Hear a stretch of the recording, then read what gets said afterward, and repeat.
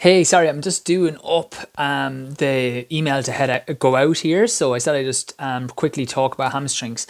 Hamstring injuries for runners generally are not a hamstring issue. Okay, it's not like a tear generally, like a soccer player or someone sprinting would tear their hamstring. What can happen a lot of times is if you think that's your pelvis, the hamstring attaches. I should have done this without holding my hand. The hamstring attaches at the bottom of the pelvis. So if the pelvis isn't moving correctly, or if it's very anteriorly tilted, if it's tilted forwards, it puts a bigger stretch on the hamstring.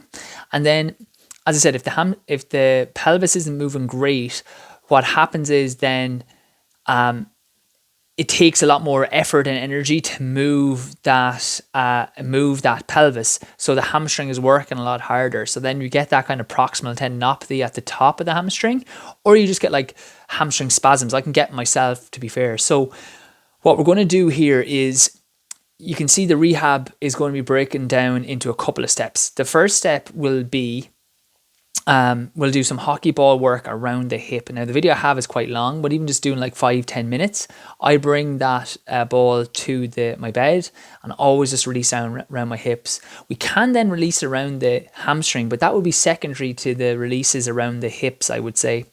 And then in the rehab, there's like a 10-minute rehab I'm doing.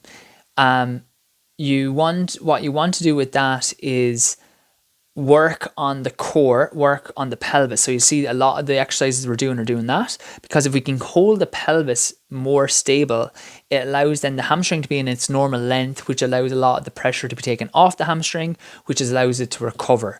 Okay, so it's kind of like if I have a hole in the ceiling, the water on the ground is like the hamstring pain. We need to fix that hole in the ceiling, what's causing it, and then we can work on the hamstring. We will work on that eccentric length of the hamstring as it controlling it as it lowers. So we'll do a little bit of eccentric lengthening on the hamstring, but a lot more is going to be on the glutes to take pressure off the hamstring, and the core then to hold the pelvis in a good position. And that should really help. So yeah, look over those videos, and any questions, just let me know.